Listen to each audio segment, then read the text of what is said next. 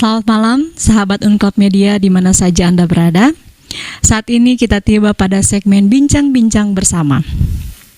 Dan di malam hari ini bersama saya Kimberly Karundeng, sudah bersama-sama dengan salah satu narasumber untuk membahas satu topik yang menarik di malam hari ini. Topik kita malam hari ini yaitu menjangkau generasi milenial. Bersama-sama dengan saya, sudah ada salah satu dosen di Fakultas Keguruan dan Ilmu Pendidikan Universitas Kelabat, yaitu Bapak Bill Wulur. Selamat malam, Sir Bill. Apa kabar? Baik-baik, luar biasa. Okay.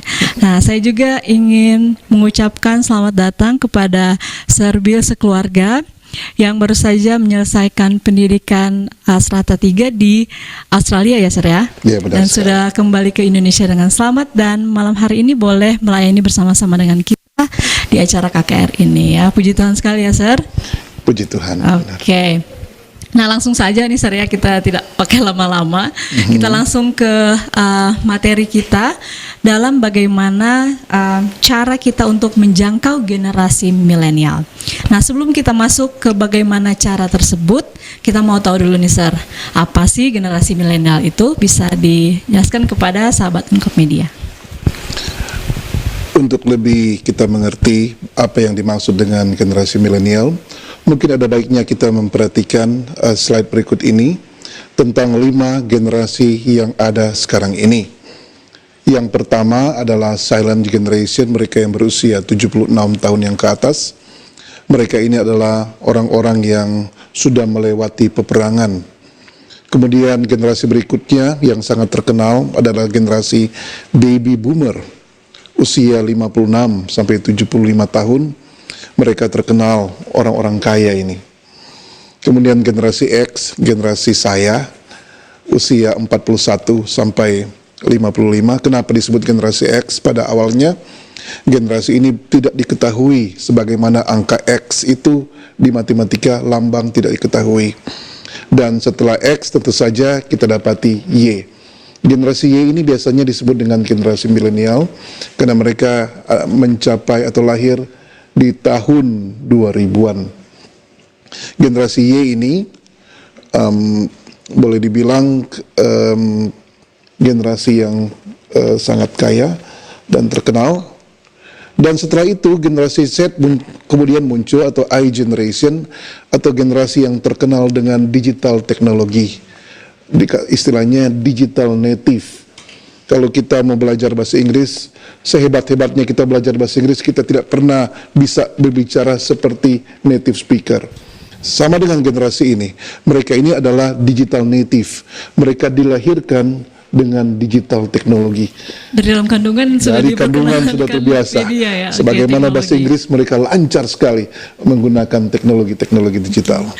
Wah, menarik sekali. Seperti waktu itu ada sedikit candaan jokes ya, ketika anak itu lahir sudah di selfie ya, sudah difoto, sudah bertemu dengan cahaya kamera dan sebagainya. Oke. Generasi Y dan I generation ini adalah generasi yang terekspos media dimanapun mereka berada. Oke.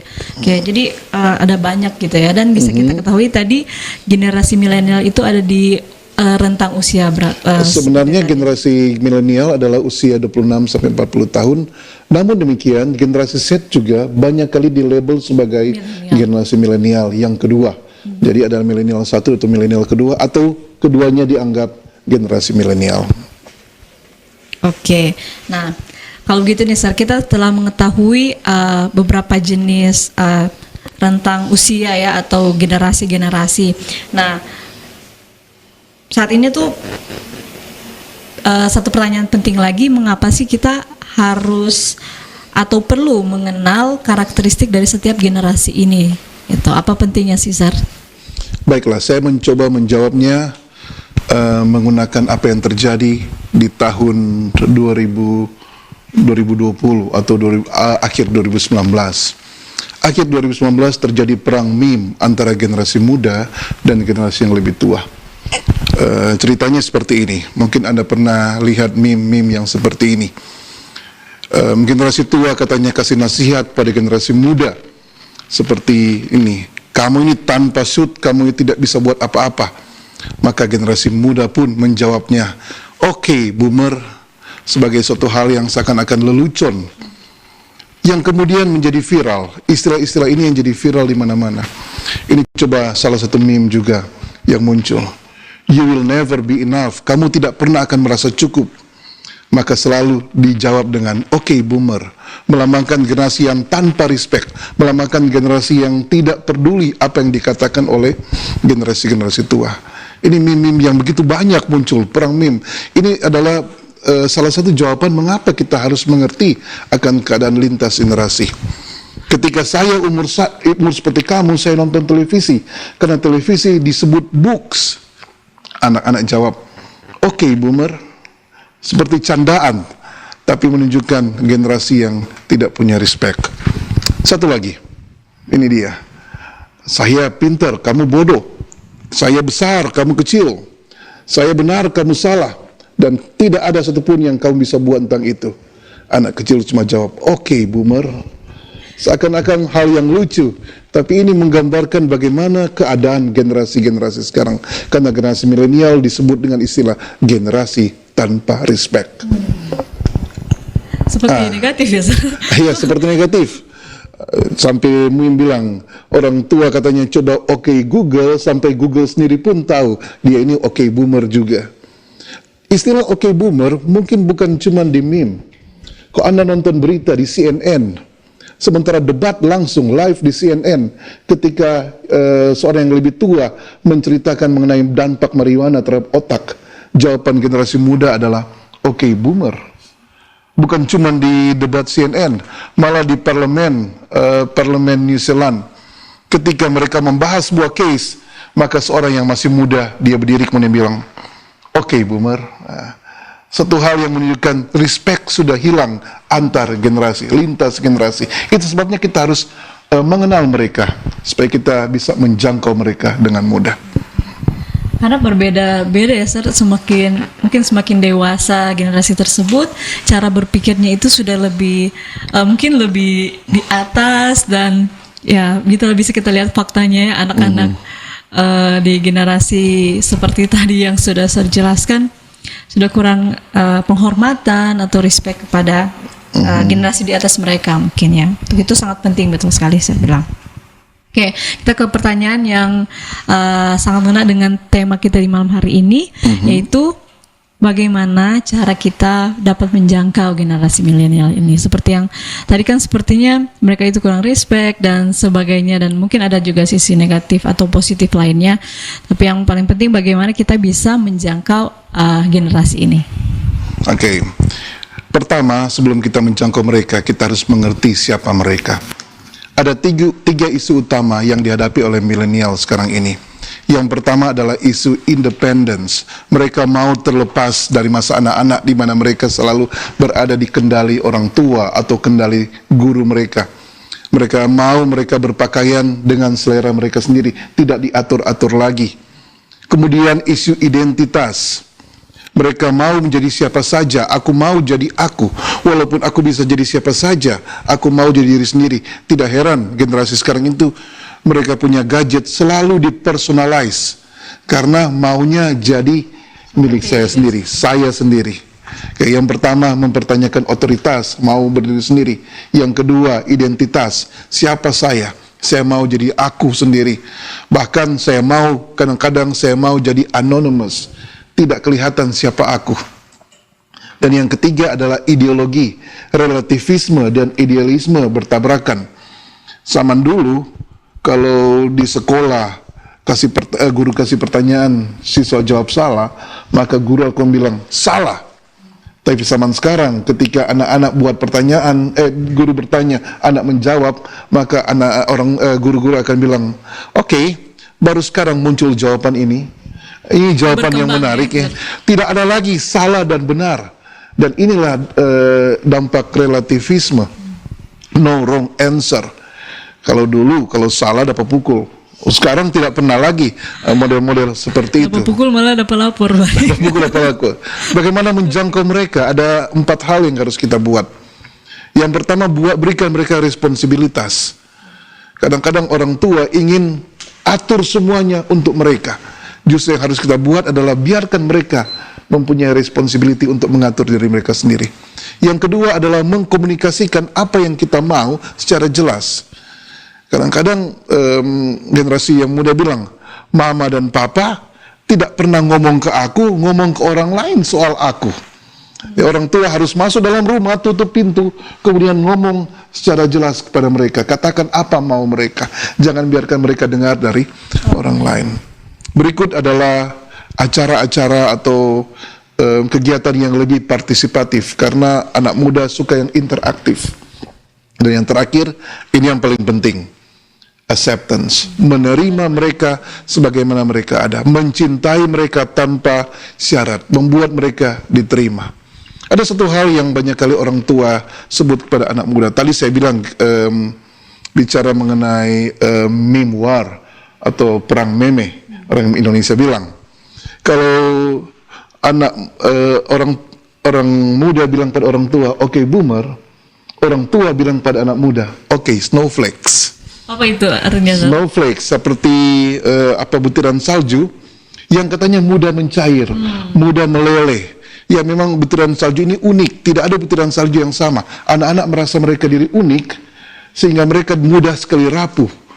Pergi ke safe place mereka, tidak boleh dikritik, tidak boleh apa saja. Mereka dengan mudah menarik diri, dengan mudah DO, dengan mudah menangis dan lain sebagainya. Istilah-istilah snowflakes kembali dijabarkan dari orang tua balas kepada anak muda. Oke, snowflakes, tutup mata, pergi ke safe place. Seperti yang saya bilang tadi, bagaimana kita menjangkau mereka adalah kita harus mengerti mereka. Saya kasih contoh. Orang tua suka sekali mengatakan begini, waktu saya kuliah, saya membiayai diri saya dengan labor. Saya labor, saya bisa kuliah sampai tamat. Tahukah Anda, waktu zaman dulu, uang kuliah masih sangat murah. Zaman sekarang uang kuliahnya sudah berbeda jauh dengan zaman dulu. Dan itu adalah penelitian, itu terbukti di mana-mana.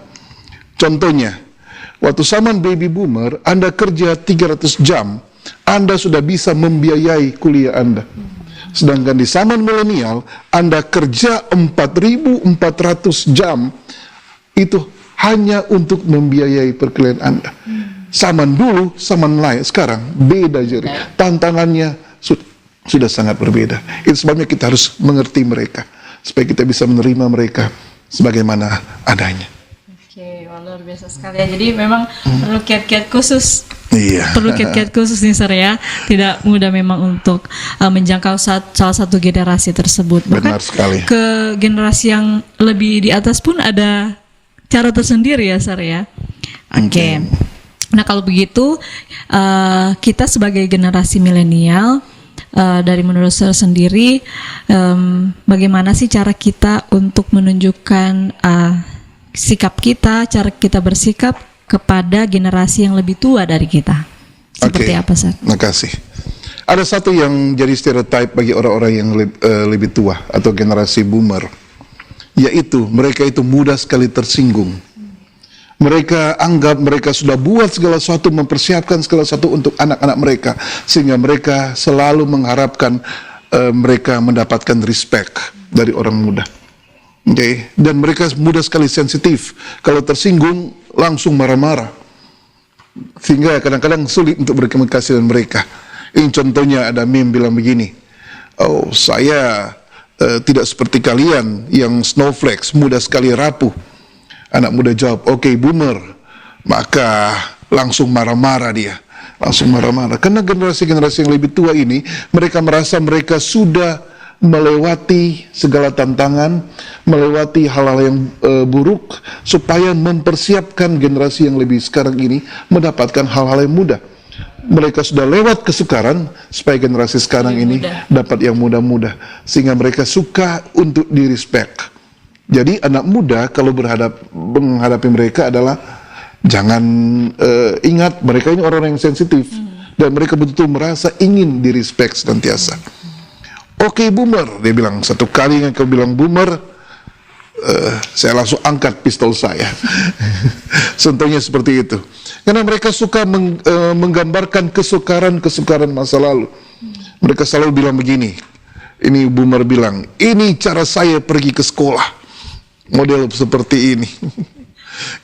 Jadi generasi muda harus juga mengakui bahwa mereka itu sudah melewati segala jenis kesulitan. Jangan anak muda bilang, generasi saya akan buat yang terbaik, akan start revolusi yang baru. Orang tua bilang, sedangkan mau start mesin pemotong rumput aja tak tahu bagaimana membuat revolusi yang baru. Ini cuma contoh-contoh bagaimana kita harus berhubungan antar generasi. Semakin kita mengenal satu sama lain, semakin kita menerima mereka sebagaimana mereka adanya. Ingat, generasi dulu itu adalah generasi idealis. Mereka punya dasar yang kokoh, tahu mana yang benar, mana yang salah. Tidak ada istilah alternatif bagi mereka. Maka generasi muda juga harus mampu menempatkan diri bagaimana kita bisa berkomunikasi dengan baik, bisa bersama-sama satu sama lain. Oke, jadi terima kasih nih Sir. Tadi diberikan contoh-contoh yang memang terjadi pada kenyataannya ya. Kita bisa menyaksikan bagaimana generasi yang lebih di atas kita tuh memang terlihat lebih banyak kesukarannya. Kalau zaman sekarang kan apa-apa tinggal pencet ya. Bisa tinggal pencet, mau pesan ini, mau apa, ngapain semua tinggal pencet di HP atau di gadget dan lain sebagainya, lebih mudah memang. Dan betul sekali Sir bilang tadi, respect itu sangat sangat penting ya. Benar sekali. Bahkan kita yang sama generasi pun mau di respect ya, apalagi yang lebih tua dari kita. Oke. Nah, kita tiba di pertanyaan terakhir nih Sir. Nah, setelah kita melihat beberapa jenis generasi ini, dan khususnya milenial nih ya, apakah semua generasi milenial, anak-anak di generasi milenial ini memiliki karakter yang sama? Kalau tidak, ya seperti apa lagi itu, Sar? Apakah semua anak muda itu adalah generasi yang tanpa respect? Hati-hati, jangan sampai kita jatuh ke lubang stereotyping, semua orang sama. Itu hal yang berbahaya, sebab tidak ada satu orang pun yang sama. Dan ketika seorang itu hidup, kadang-kadang dia mungkin saja dia usianya generasi muda, tapi dia punya modelnya di generasi yang lain dengan dia. Karena tidak ada manusia yang sama. Ini kita bicara mengenai studi. Tapi studi ini juga senantiasa, studi nilai sosial selalu ada pengecualian. Ada faktor-faktor yang membedakan, dan tentu saja yang paling banyak membedakan adalah budaya setempat di mana seorang anak itu dibesarkan. Jadi jangan kita jatuh pada lubang stereotyping, tapi lebih dari itu kita harus terima mereka sebagaimana mereka ada. Kita harus mengenal mereka. Semakin kita mengenal mereka, semakin mudah kita untuk menjangkau mereka. Oke, luar biasa sekali Ustaz. Nah, kalau dari Sir sendiri, aplikasi rohani atau panggilan, ajakan kepada sahabat-sahabat Ungkap Media nih untuk bagaimana kita menjangkau generasi milenial ini bisa disampaikan, Sir. Oke, bagaimana kita bisa menjangkau mereka adalah kita mengenal mereka. Ketika kita mengenal mereka, kita akan ketahui bahwa generasi sekarang ini juga bukan berarti mereka tidak melewati kesulitan. Mereka justru punya kesulitan yang sangat berbeda.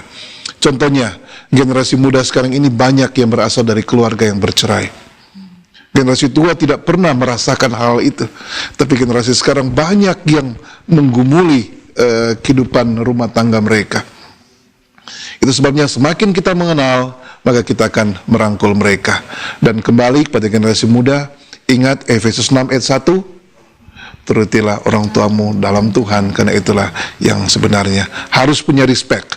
Ketika kita respect satu sama lain, kita mengenal satu sama lain, maka kita dengan mudah akan berkomunikasi satu dengan yang lainnya dengan baik. Oke, luar biasa sekali. Jangan lupa juga kita tetap mengasihi mereka ya, Sir ya. Iya, benar. Oke, menerima mereka sebagaimana mereka ada. Oke, luar biasa sekali. Jadi seperti itulah sahabat Ungkap Media, bagaimana cara kita bisa menjangkau teman-teman kita di generasi milenial. Mungkin untuk generasi lainnya kita di bincang-bincang yang lain ya, Sir ya. Oke, jadi lain kali. Oke, terima kasih banyak Sir Bilulur untuk pembahasan di malam hari ini yang sangat menarik. Untuk itu kita juga tetap mengundang teman-teman untuk menghadiri atau mengikuti KKR pada besok hari atau lanjut hari, karena kita akan mengikuti lagi pembahasan yang menarik juga. Terima kasih, selamat malam dan Tuhan Yesus memberkati.